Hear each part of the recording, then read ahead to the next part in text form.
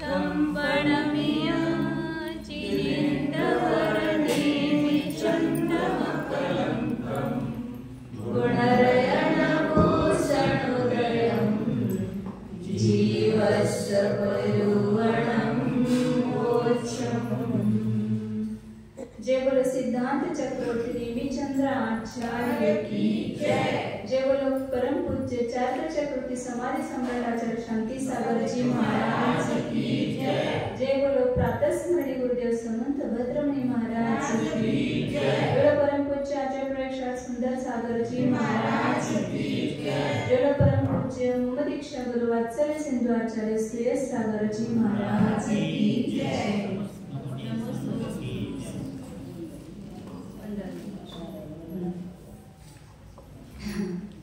सम्यक्त मार्गाला काल पूर्ण झाले होते, ते सम्यक्त मार्गाची भेट केली।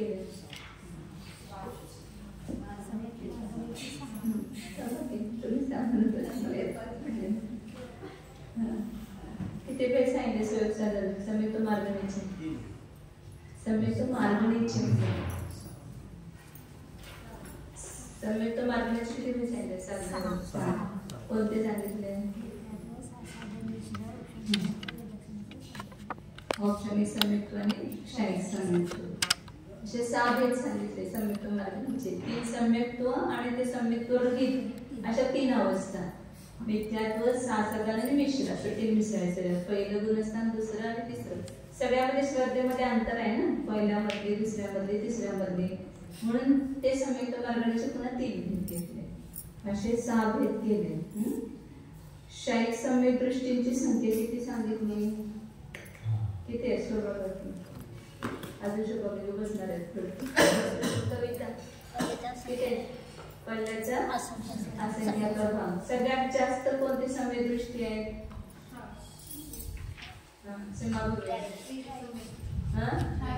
शाईक सम्यक दृष्टी। तसे शाईक सम्यक दृष्टी जास्त आहे, परंतु संसारी जीवनाच्या मध्ये सगळे सिद्ध अनंतानंत सगळे शाईक सम्यक दृष्टी आहेत, परंतु ते घेतले नाही। संसारी जीवनाच्या मध्ये शाईक सम्यक दृष्टी कमी आहेत आणि वेद सम्यक दृष्टी जास्त, आणि औक्षमिक सम्यक दृष्टी सगळ्यात कमी। औक्षमिक पेक्षा शाईक अनंत असंख्यात पट, शाईक पेक्षा वेद सम्यक दृष्टी असंख्यात पट, असे त्यांचं हे सांगितलं प्रमाण। आणि सांगितलं तर पहिलं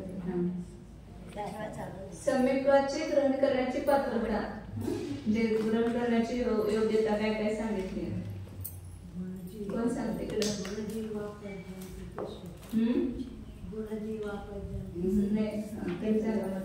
सांगा।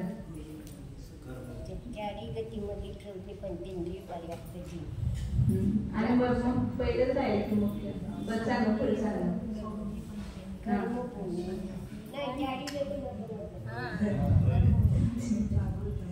त्यांना सांगायचं मध्ये बोल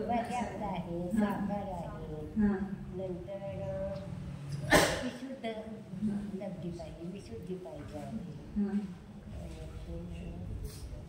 चारी गतीतील कोण अभव्याला पण होणार का? चारी गतीतील अभव्य जीवाला होणार का? भव्य म्हणायचं। चारी गतीतील भव्य जीव सौम्य पर्यंत पर्यंत विशुद्ध साकार उपयोगवाला जागरूक आणि सलब्धिक शुभलेशावाला आणि लब्धीने सहित असा जो आहे तो सम्यक दर्शनाच्या पात्रतेला, म्हणजे सम्यक दर्शन ग्रहण करण्याला योग्य आहे। आता मोक्ष द्रव्य किती सांगितलं?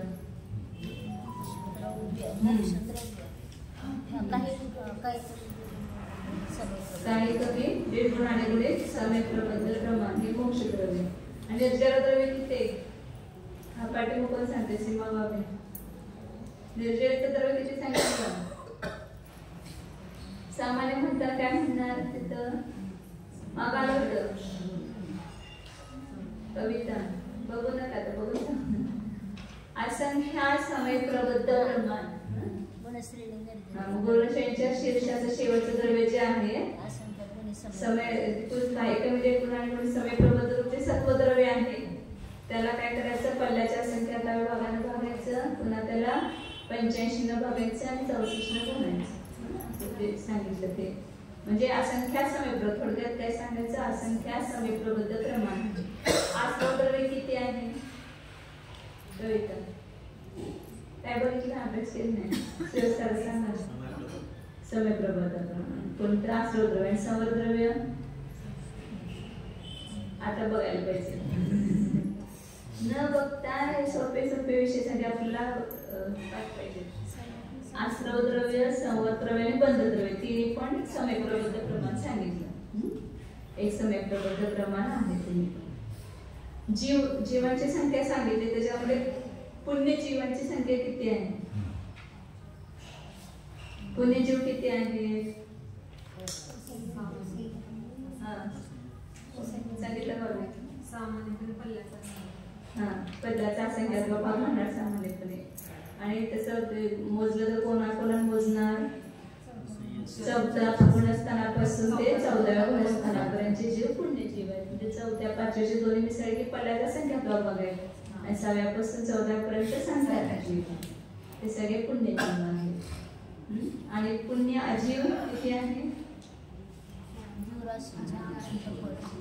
पुण्य अजीव हा जे पूर्ण सत्वद्रव्य आहे त्याला संख्याताचा भाग द्यायचा. संख्याता भाग काय? कमी गुणाने पण समीप्रबद्ध प्रमाणचे सत्व आहे, त्याचा संख्याता भाग पुण्य अजीव आहे, शिव प्रकृतीचं द्रव्य. आणि बहुभाग पुण्य पाप अजीव आहे. बहुभाग द्रव्य पाप रूप आहे. म्हणजे एक भाग संख्यात्मक, एक भाग द्रव्य पुण्य रूप आहे. असं पुण्य प्रकृतींचं द्रव्य कर्म परमाणु जे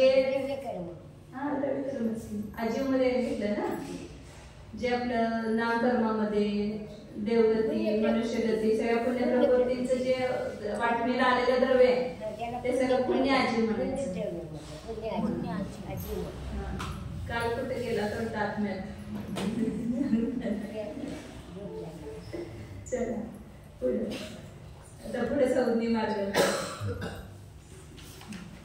सगळं विषय जो शिकवलेला असतो ना, खरा शिष्य कोण? शिकवलेला पूर्ण पाठ पाहिजे आणि त्याच्यापेक्षा पण पुढचा अगोदर वाचून यायला पाहिजे. त्याला खरे शिकायची जिज्ञासा आहे. शिकवलेलं सुद्धा तुम्ही पाठ करत नाही. चला 608 नंबर गाताय. नो इंद्रिय आवरण, खो समं तच्च बोहणं सन्ना.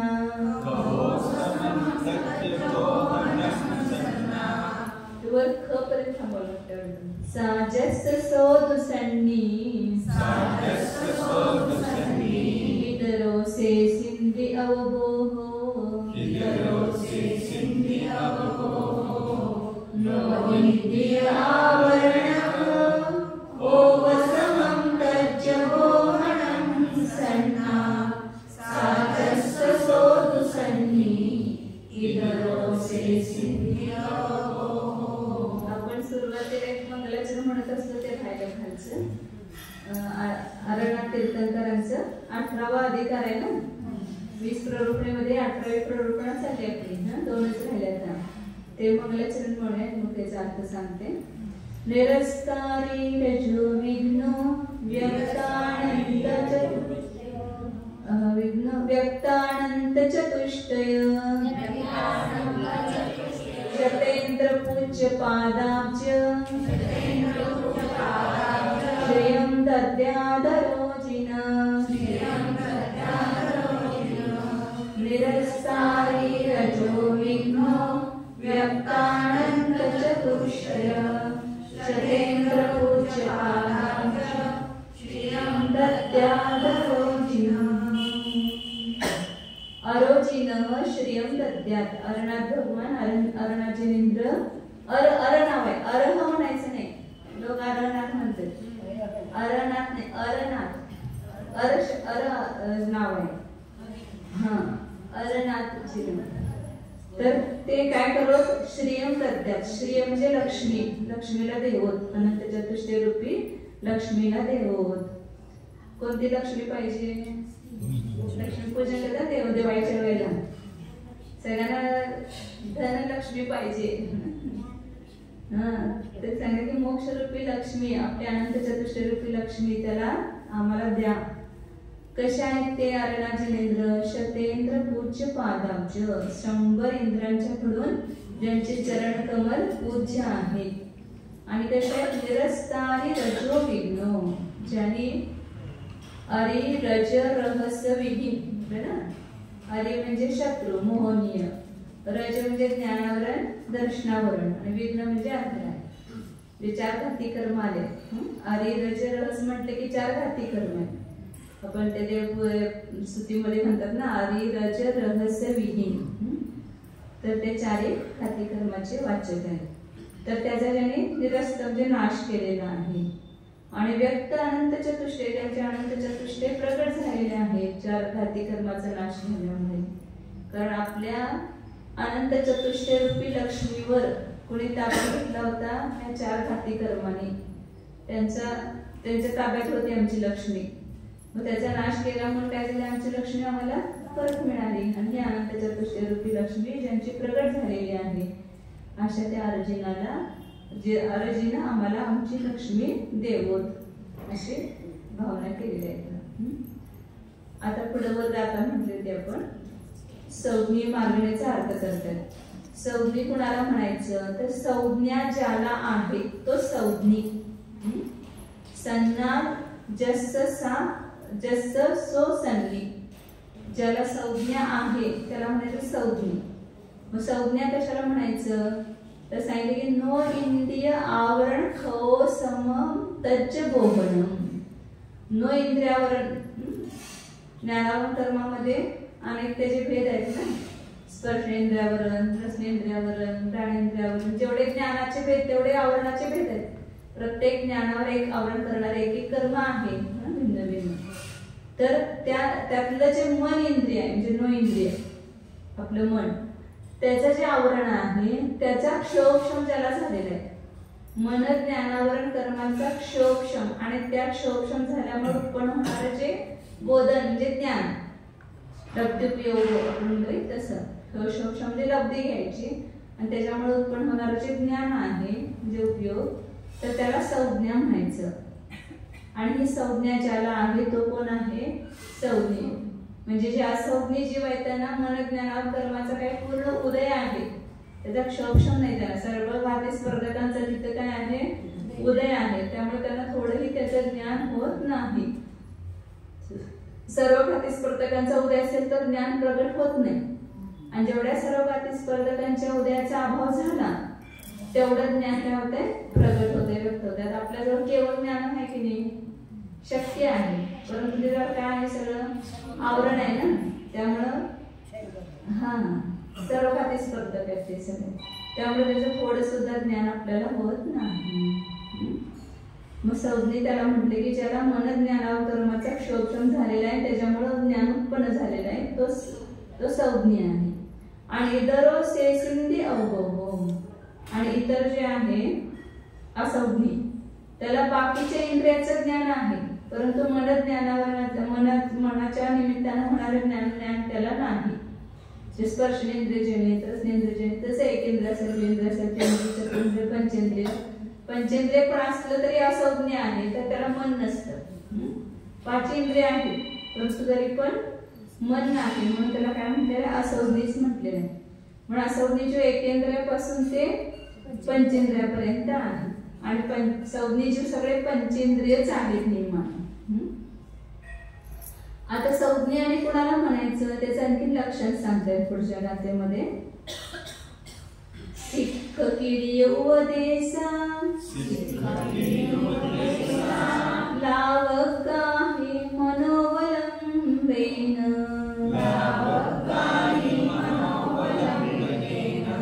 जो जीवो सो सन्नी, तव विवरियो असन्निदु,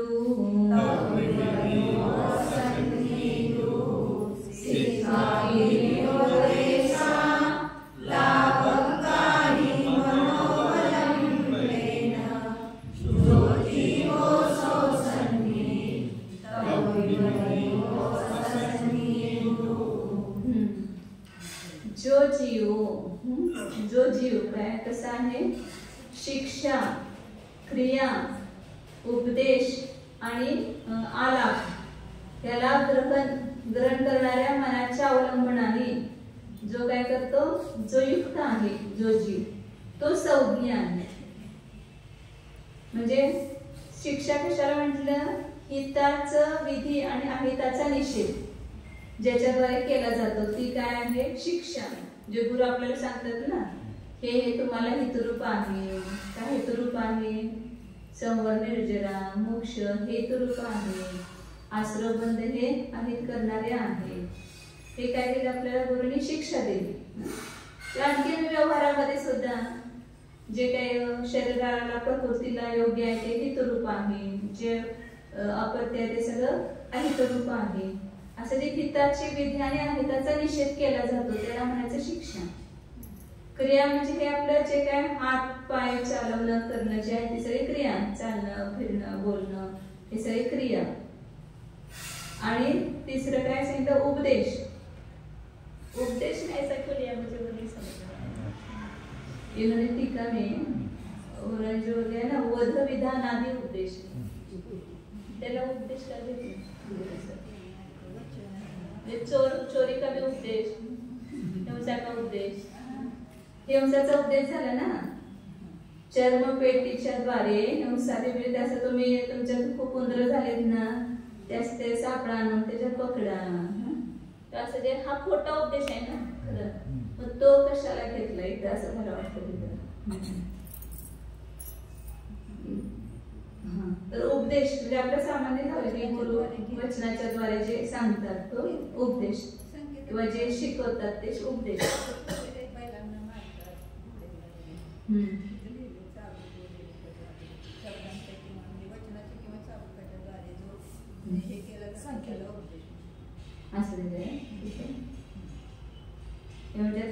चमड़े की पेटी आदि के द्वारा हिंसा आदि करने के उपदेश देने को उपदेश कहते हैं. ते सब योग्य वाटत नाही. आलाप म्हणजे श्लोक आदि बोलणं म्हणतो ना पण श्लोक वगैरे त्याला म्हणायचं आलाप. तर हे त्याला ग्रहण करणाऱ्या मनाच्या अवलंबनानं, म्हणजे ह्याच्याद्वारे मनाच्याद्वारे जो ह्या शिक्षाधिकाला ग्रहण करतो त्याला, मला असं वाटलंय म्हणून वेगळं करायला पाहिजे काय त्याच वाटलं. वाक्यावर जोडलं झालंय, मनोवलंबेन सिख किरिय उदेसा आलाव गाही जो जीव सो संनी. ऐसा ही कोई इसमें जो जीव मन के अवलंबन से शिक्षा क्रिया उपदेश आदि को ग्रहण करता है संगी. इन्होंने गाही रसो करके वो एक जोड़ के लिखा है तो उमन का विशेषण जैसा हो जाता है. टीका में गाथा में भी जो है गाही और अलग अलग नहीं किया, एक जोड़ के लिखा है. जे ते जीवाचे विशेषण करायचं. मनाच्या अवलंबनाने शिक्षा क्रिया उपदेश आलापादिकाला जो ग्रहण करतो जो जीव त्या जीवाला म्हणायचं संज्ञ. आता समजा पशु पक्षी वगैरे पण आहेत ना, त्याच्यामध्ये संज्ञा दोन्ही भेद आहेत. मग हा जीव संज्ञ कसं ओळखणार, तुम्ही बोलवल्यावर येतो, शिक्षक काय शिकवले तर तो ग्रहण करतो, तर समजायचं तो संज्ञ. तुम्ही काय बोलवलं केलं तरी सुद्धा तो काय आहे त्याच्यात हलनचलन होत नाही तर समजायचं की असंज्ञ. ते शिक्षा असंज्ञ ग्रहण करू शकत नाही कोणत्याही हिताचं शिक्षा आलाप उपदेश वगैरे, तर त्याला नावानं बोलवलं तर तो येत नाही. संज्ञा असेल तरच तुम्ही ना ए मोती असं म्हणले तर कुत्रा लगेच पडते. म्हणजे संज्ञ हे लगेच टव करून बघतो त्याच्या नावानं हे केले तर त्याला संज्ञ म्हणायचं. आणि ज्याला हे ग्रहण होत नाही तो असंज्ञ. ज्यात आपल्याला पशु पक्षींच्या मध्ये ओळखायचं अवघड आहे, कारण म्हणजे कितीतरी संज्ञ आणि असंज्ञेची संख्या जास्त सांगितली संज्ञेपेक्षा.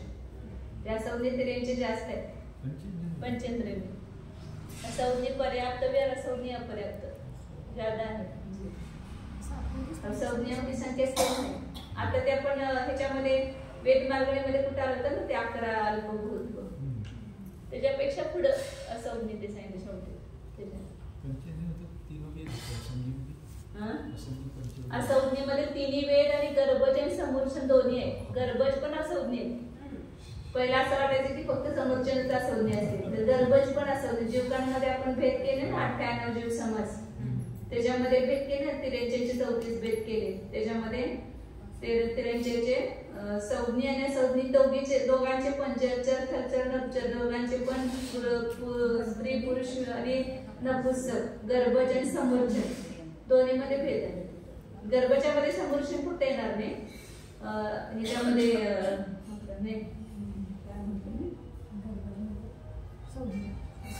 हा गर्भज आणि समोरचन वेगळे झाले की भेद. संज्ञेमध्ये दोन्ही मध्ये गर्भज पण आहेत समोरचन पण आहे, आणि स्त्री वेद पुरुष वेद नपुंसक वेद तिन्ही पण वेद आहेत, संज्ञेमध्ये पण आणि असंज्ञेमध्ये पण.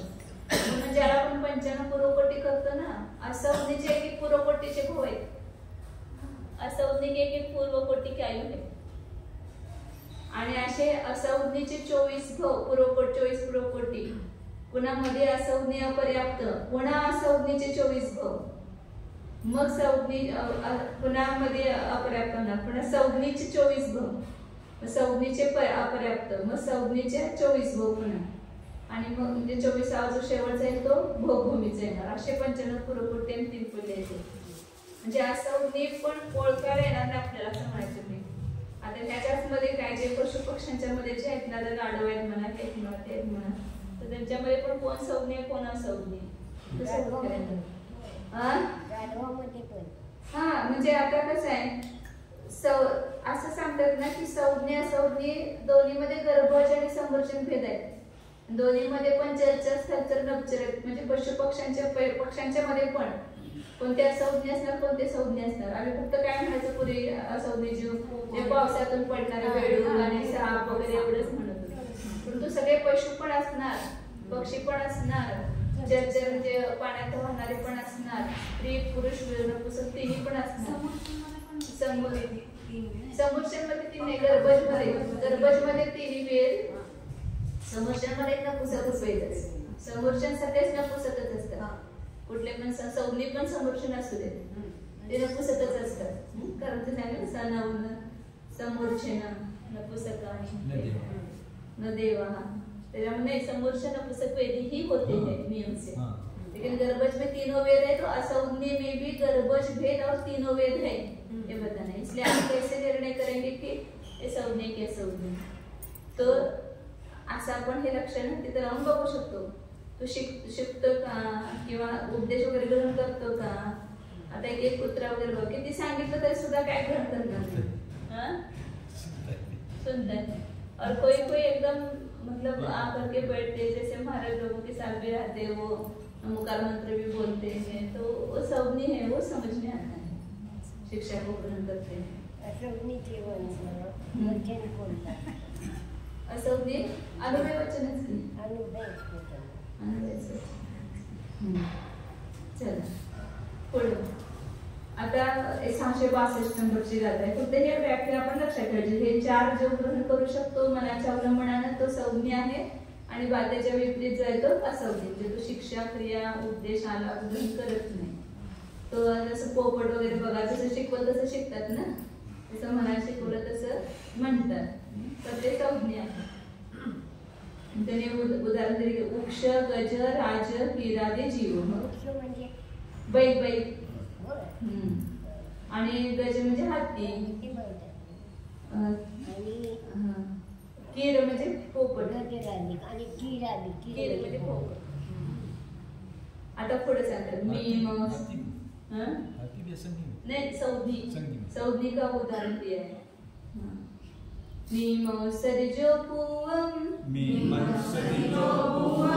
कज्जम कज्जम च तच्च विदरम च सिक्करि नामेने दिय समनो अमनोय विपरीतो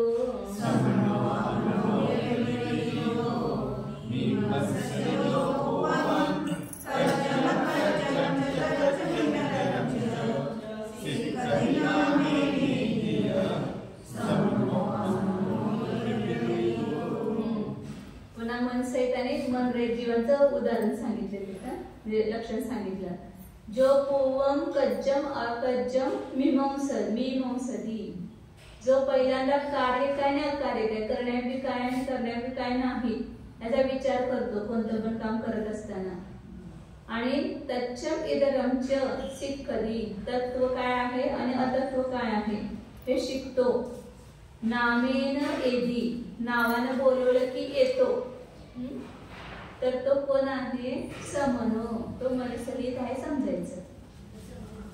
आणि जो ज्याला काही विचार नाही कार्याचा किंवा तत्वाचा किंवा नावाने किती बोलवलं तर सुद्धा येऊ शकतात, येत नाही, तर त्याला काय समजायचं? असंज्ञी. हे संज्ञे आणि असंज्ञेचं दोन हे सांगितले. चार जो ग्रहण करतो मनाच्या वरून तो संज्ञी किंवा हे लक्षात सांगितले की जो पूर्वी कार्य करण्यापूर्वी कार्य काय अकार्य काय विचार करतो तो संज्ञ आहे आणि इतर असंज्ञ आहे. आता संज्ञ जीवांचं प्रमाण आणि असंज्ञ जीवांचं प्रमाण सांगतात आणि हे मार्ग संपते. देवे साधिरे गो राशी सन्नेन होदि परिमाणं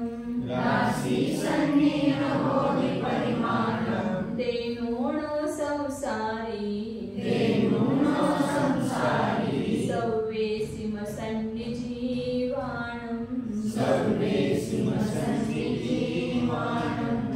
देवे साधिरे गो राशी सन्नेन होदि परिमाणं देनोण संसारी सव्वेसिम सन्निजीवाणं.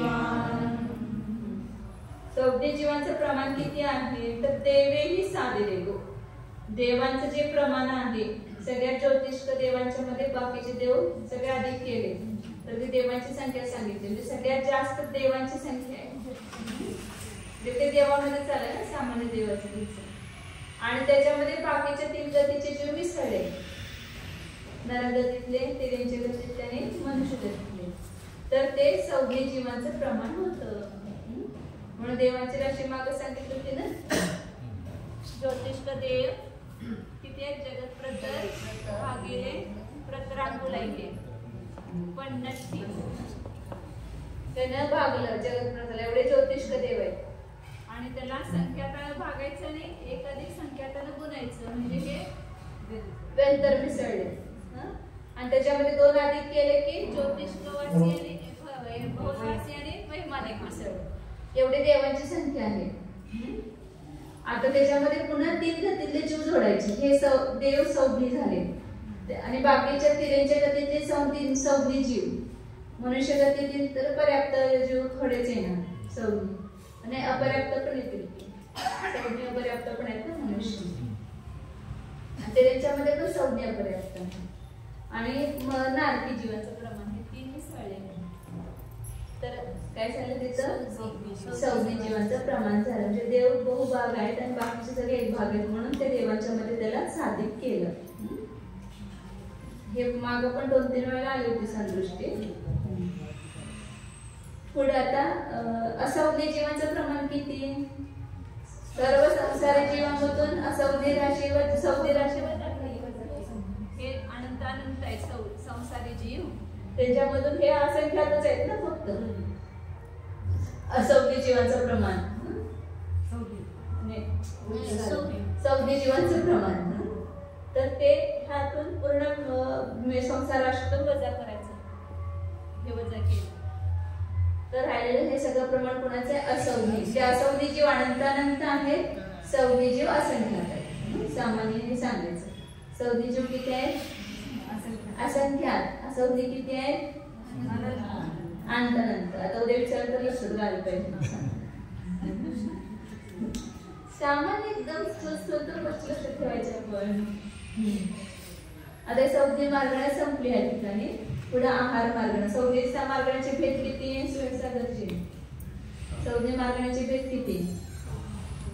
सौम्य मार्गण्याची आता सांगितलं ते पण सौम्य आणि असौम्य प्रत्येक मार्गण्याची भेद सांगता पाहिजे, म्हणजे पुढे मग आपल्याला आलाप लावता येतं. काय करायचं आपल्या पुढे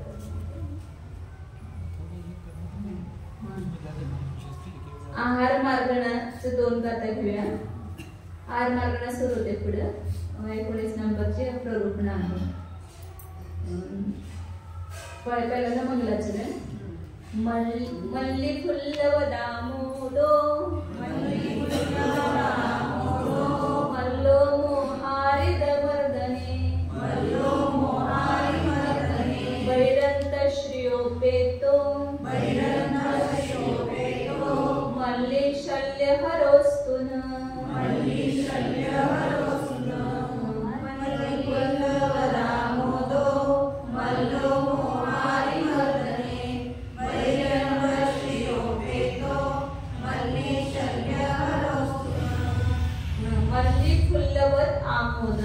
मल्लह मोहाडी वर्धने मल्लह. मल्लीनाथ नाव आहे ना, त्याच्यावरून सांगितलं मल्ल, जे मल्लाप्रमाण आहे. मल्ली नावाचं फुल ते मोगऱ्याचं फुल असं वाटतंय. मल्ली फुलाप्रमाणे ज्यांचा काय आहे आमोद म्हणजे सुगंध आहे. आणि जे मोहरूपी शत्रूचं मर्दन करण्यामध्ये मल्ल आहे म्हणजे पैलवान म्हणतात ना मल्ल.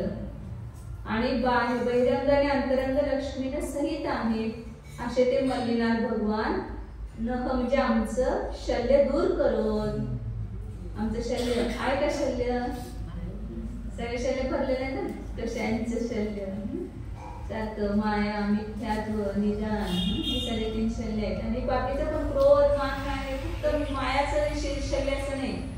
आपल्या प्रत्येकामध्ये ते ना क्रोध सल्लेनं, मान सल्लेनं, माया सल्लेनं, लोभ सल्लेनं सगळ्याला शल्य लावले त्यांनी.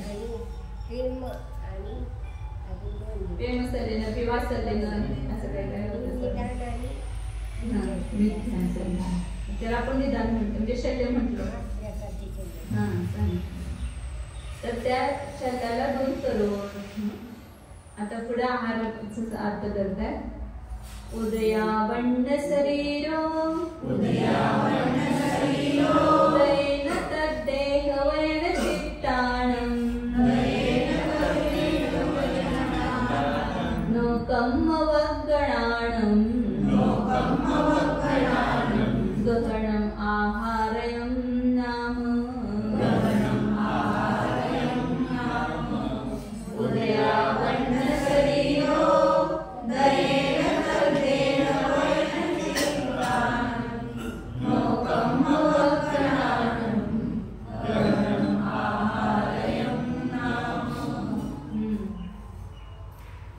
उदयावन्न शरीर उदयेन उदयाला प्राप्त झालेल्या शरीराच्या उदयाने जे ज्या गतीमध्ये जे शरीर असेल वैक्रियक, औदारिक किंवा मुनींचं आहारक शरीर कोणतेही ज्या शरीरात कर्माच्या उदयाने तद्देह वैन चित्तानं नोकम्म वग्गणानं त्या शरीराचं नंतर वचन आणि मन याच्यासाठी जे नोकर्म वर्गणांचं ग्रहण करणं आहे त्याला आहारक असं नाव आहे. तिन्हीला पण नोकर्म म्हटलं ना त्यांनी. औदारिक शरीर, वैक्रियक शरीर, आहारक शरीर तर नोकर्म आहेच. त्याच्या शरीराला पण नोकर्म म्हटले आणि मनवर्गणाने भाषावर्गणाला पण काय म्हटलेलं आहे नोकर्म म्हटलेलं आहे. तर त्या शरीराला, भाषेला आणि मनाला योग्य अशा वर्गणांचं ग्रहण करणं त्याला आहारक असं म्हणतात. म्हणजे आपण आहार तसा 6 प्रकारचा आहे. कौलाहार, देवाहार, मानसिक आहार, ओजाहार, नोकर्महार आणि कर्महार. लेपार कशाला म्हटले? एकेंद्रिय पायाला जे पाणी पितात त्याला लेपार म्हटले. एकेंद्रिय जीवांचा लेपार सांगितलेला.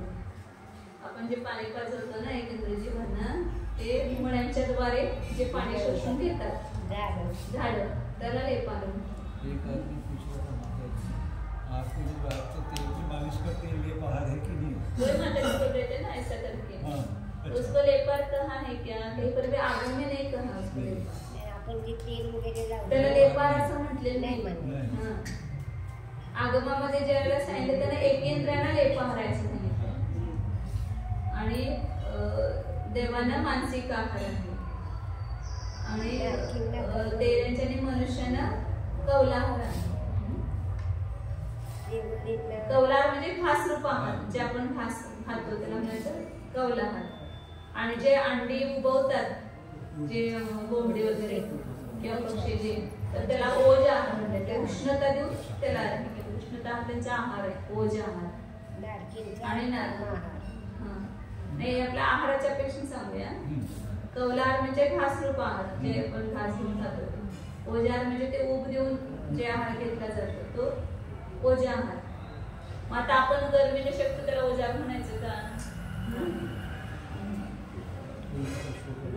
विशेष पशुओं का वो ओजा. हाँ ओजा आहार. गर्मी देके अंडे को सेकते तो वो उनका होता. आणि एक इंद्रियांचं लेपार सांगितलं, जे मुळांच्या द्वारे पाणी घेतलं जातं ते लेपार. आणि हे आणि कोणता राहिला मानसिक आहार, देवांचा मानसिक आहार, कंठातूनच अमृत झरतंय ते मानसिक आहार सांगितलं. आणि कर्महार आणि नो कर्माना ग्रहण करण्यात यायचं सांगितलं. औदारिक शरीरासाठी, वैदिक शरीरासाठी, आवश्यकासाठी किंवा हे भाषा मनासाठी जे नो कर्म वर्गणात ग्रहण केले जातात त्याला म्हणायचं आहार, नो कर्म आहार. आणि कर्माचा आहार जो आहे तो सगळेजण ग्रहण करतात. कर्माहार सगळ्यांना म्हणजे बाकी सगळ्यांनाच आहे, नो कर्महार पण सगळ्यांनाच आहे.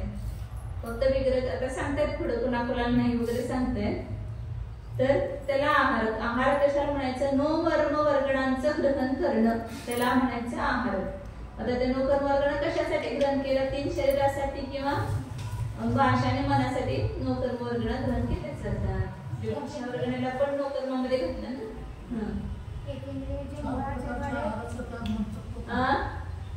4 प्रकारच्या आहाराचा त्याग म्हणजे अन्न, खाद्य, लेह आणि पेय.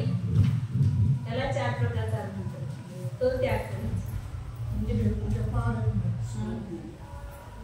4 प्रकारच्या आहारामध्ये ते ह्याच्यामध्ये चाललं ना. लेय म्हणतात किंवा स्वाद्य म्हणतात. लेय भी बोलते हैं. अन्न नहीं, अन्न मतलब ये सब रोटी चावल ये सब अन्न. खाद्य मतलब लड्डू चिवड़ा ये सब सेव वगैरह सब खाद्य में आते हैं. और स्वाद्य कहो या लेय कहो, स्वाद्य में सब आप इलायची विलायची मुंह में पकड़ते हैं ना, पान सुपारी इलायची हे सगळं स्वाद्य मध्ये येतं. किंवा लेह म्हणजे असं होतं चाटून खाणार. असं कोणी कधी स्वाद्य घेतात, कुठं लेह घेतात. आणि पेय म्हणजे सगळं पिण्यायोग्य, सगळं जे काही द्रव पदार्थ आहेत ते सगळं पेय होणार. अशा 4 प्रकारच्या आहाराचा त्याग म्हटले की हे 4 प्रकारच्या आहाराचा त्याग करा. म्हणजे ज्यांना मग रात्री पाणी दूध वगैरे घ्यायचं ते फक्त अन्नाचा त्याग करतात किंवा खाद्यपदार्थांचं दोन्हीचा त्याग करतात. वनस्पतीचे लेपाहार म्हटलं आपण, मग पाणी म्हटलं, पण ते अन्न पण म्हणजे त्यांचे जे काही न्यूट्रिशन वगैरे जे घेतात ते पण मुळाद्वारेच घेतात ना. मग अन्न पण घ्यायचं का त्यांचं? हा, त्याने ते त्यांचं जे खतबीत घालतात ते सगळं ते अन्नच आहे. अन्न म्हणजे गवला नाही, त्याला लेपाहारच म्हणतात. पण ते अन्नच त्यांचं. पाणी नुसतं नाही म्हणजे हा, फक्त पाणी जे काय तुम्ही द्याल ते घेतील ना. कुठलं ते काय काय द्रव पदार्थ पण करून खातात, त्याच्यात फवार मारतात. तर आहार कशाला म्हटलं? कशाला म्हणायचं आहार? 3 शरीर, द्रव्यमन आणि भाषा आहे ज्यासाठी जे नो कर्म वर्गणा ग्रहण करणं त्याला म्हणायचं आहार. म्हणजे जिथे ग्रहण होते तो आहारच आहे, म्हणजे त्यांचं ग्रहण होत नाही त्याला अनाहार म्हणायचं. उद्या घेऊया.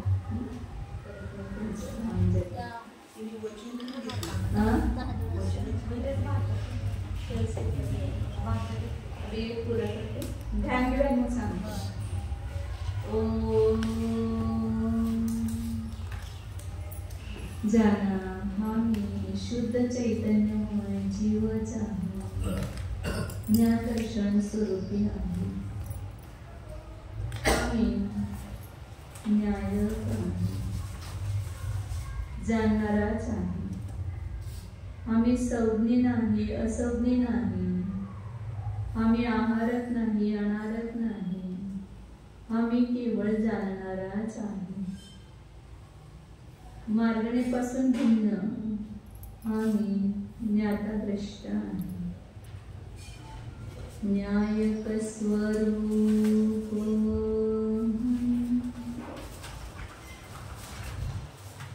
आहार प्राणाहार विकल्प रहित स्वरूप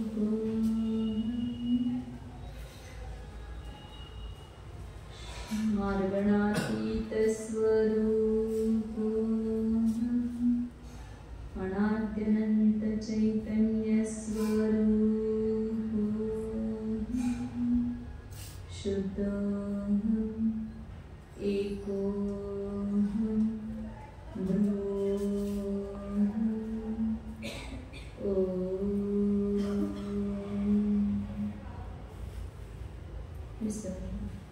नमो हरिहन्ताय